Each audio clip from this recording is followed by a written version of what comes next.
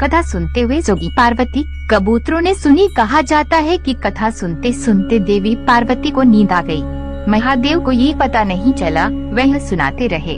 उस समय दो सफेद कबूतर कथा सुन रहे थे और बीच बीच में घूं की आवाज निकाल रहे थे। महादेव को लगा कि पार्वती सुन रही है। दोनों कबूतर सुनते रहे।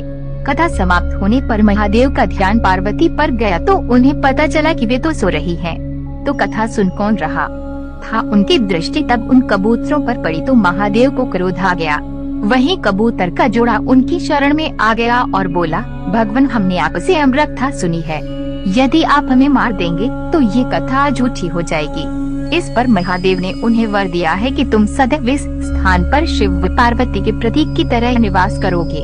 अंतर कबूतर का ये जोड़ा अमर हो गया और यह गुफा अमृता की साक्षी हो गई। इस तरह इस स्थान का नाम अमरनाथ पड़ा। मान्यता है कि आज भी इन दो कबूतरों के दर्शन भक्तों को होते हैं। यहाँ हर वर्ष इन्हीं दिनों निर्मित होने वाला शिवलिंग किसी आश्चर्य से कम नहीं है। भगवान ब्रह्मा द्वारा दुनिया के निर्माण के दौरान आदि शक्ति शिव को उनके अर्धनारीश्वर रूप से छोड़ देती है।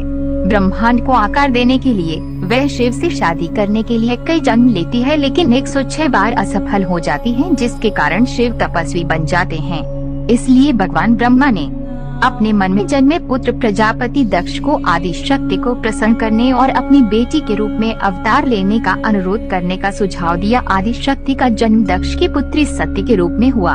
इस बीच शिव ने ब्रह्मा के 5वें सिर को काट दिया, जिससे दक्ष उनसे नफरत करते हैं।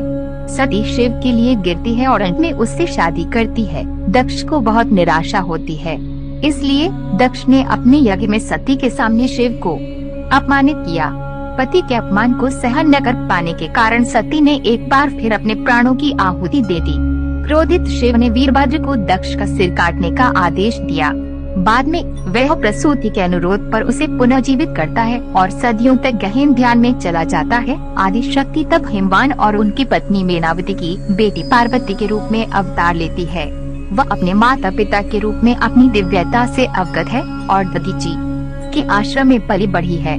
अपनी कम उम्र से वह महादेव शिव को अपने पति के रूप में संबोधित करना शुरू कर देती है, जिसे मेनावती एक संबंधित माँ के रूप में दृढ़ता से नापसंद करती है। जब वह बड़ी हो जाती है तो पार्वती महादेव को ये एहसास कराने की कोशिश करती है कि वे कोई और नहीं बल्कि उनकी पत्नी सती का पुनर्जन्म है, लेकिन वो उसे अस्वीकार कर देता है और इस प्रक्रिया में कामदेव को राख में बदल देता है।